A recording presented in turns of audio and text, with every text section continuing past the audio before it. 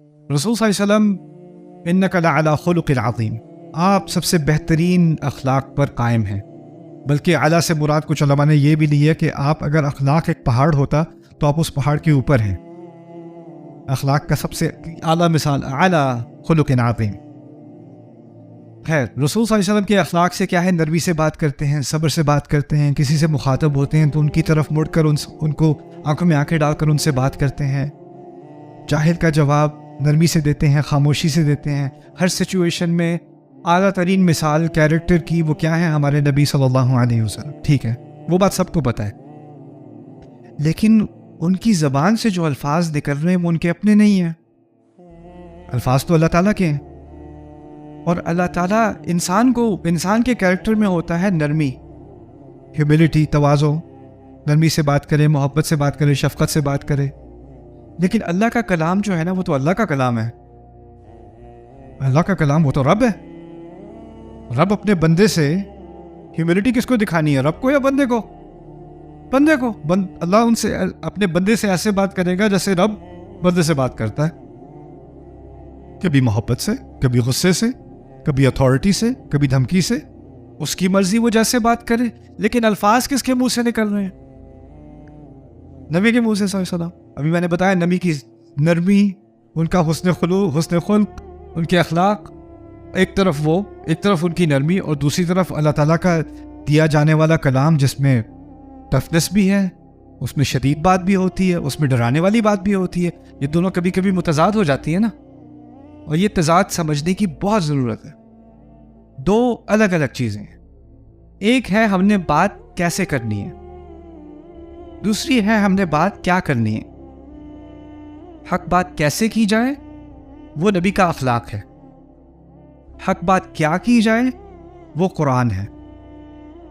آپ کے اخلاق سے کبھی کوئی کسی کو تکلیف نہ ہو، آپ کے اخلاق سے، آپ کے اسلوب سے، آپ کی آواز کے اونچے نیچے ہونے سے، آپ کی نظروں سے، آپ کے فیشل ایکسپریشن سے، کیسی شکل بنا کے بات کی ہے، کیسے انوئے ہو کے بات کی ہے، کیسے تنزیہ بات کی ہے، یہ اخلاق کے خلاف ہے۔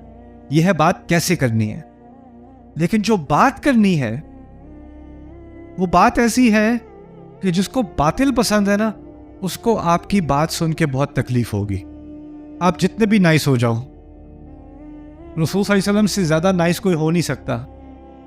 قریش کو نفرت ہوئی ان کی بات سے، غصہ آیا ان کی بات سے، بری لگی ان کی بات، ایسی نفرت، یہاں تک کہ مکے میں تو بس دو ہی چوائسز تھیں، جس نے قرآن سن لیا اس کے پاس دو ہی چوائسز تھیں، یا تو وہ مان لے یا وہ بالکل دشمنی پر اترا ہے، نیوٹرل تو تقریباً تھے ہی نہیں، یا تو اس طرف یا اس طرف، اور جو بیچ میں رہ گئے تھے وہ صرف وہ تھے جنہوں نے سنا ہی نہیں، مگر یہی دو ایکسٹریمز آ گئے تھے۔ اب تو یا تو اس کو بالکل اس کی محبت میں آ جاؤ، اپنے آپ کو دے دو، یا اس کی نفرت میں اپنے آپ کو دے دو۔ لیکن رسول کا کردار صلی اللہ علیہ وسلم جیسا سب کے ساتھ تھا ویسا ہی ان کے ساتھ تھا، ایک ہی کردار۔ تو اس سے ہم نے کیا سیکھا کہ ہمیں اپنی بات جو واضح کرنی ہے وہ تو واضح کرنی ہے، لیکن کس اخلاق سے واضح کرنی ہے، اپنے اخلاق کو برقرار رکھنا ہے۔ ہم کیا کرتے ہیں؟ حق بات ہمارے پاس ہو تو ہماری آواز بھی اونچی ہونی چاہیے۔ اللہ تعالیٰ نے کہا calm down bro easy۔ میں حیران ہو جاتا ہوں کبھی کبھی، میرے کچھ دوست ہیں جو خطیب وغیرہ ہیں کڑک والے، خطبے سے پہلے آ کے ملیں گے، السلام علیکم ورحمۃ اللہ، کیا حال ہے آپ کی، فیملی ٹھیک ہے، سب خیریت سے؟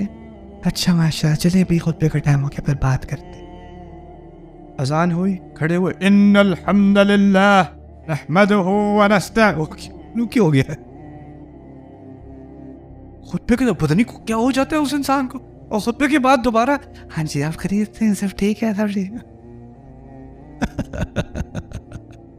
ہے۔ کیا ضرورت تھی اس گرج برس کی؟ I don't understand۔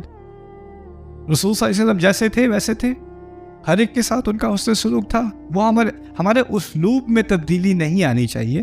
بات حق جو ہے وہ ہے، بات سے آپ کی لوگ افینڈ ہوں گے، اس میں کوئی شک ہی نہیں، بلکہ اگر آپ کی بات سے کوئی افینڈ ہو ہی نہیں رہا، کسی کو آپ کی بات بری لگ ہی نہیں رہی، تو شاید آپ کی بات میں کوئی غلطی ہے، کیونکہ جب حق بات ہوتی ہے تو پھر صبر کا امتحان ہوتا ہے۔